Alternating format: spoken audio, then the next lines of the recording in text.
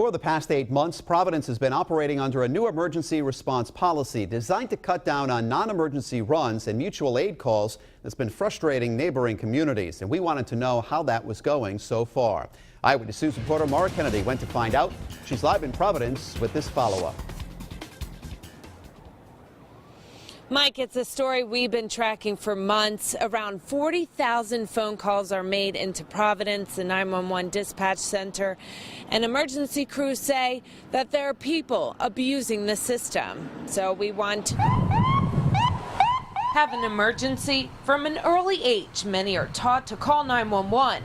But Providence authorities tell Eyewitness News too many people have been calling emergency rescue crews for the wrong reasons. When we were overwhelmed, we will call rescues from our neighboring towns and cities. We were overusing them 200, 250 times per month. As we reported earlier this year, Johnston, North Providence, and East Providence made a public announcement that those communities would suspend rescue and ambulance emergency calls to the city of Providence unless the city paid them, which they priced at $500 per call.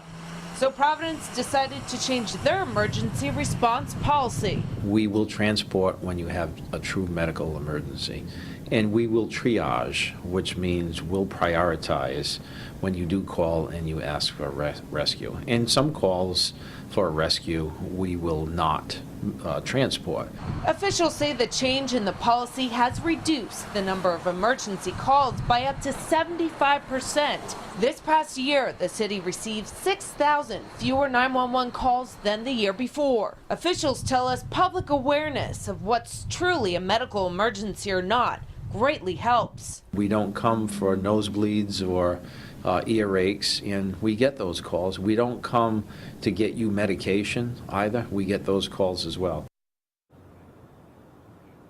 Officials say the city of Providence still uses mutual aid, just not as often. Reporting with the Providence Mobile Newsroom, Mara Kennedy, Eyewitness News.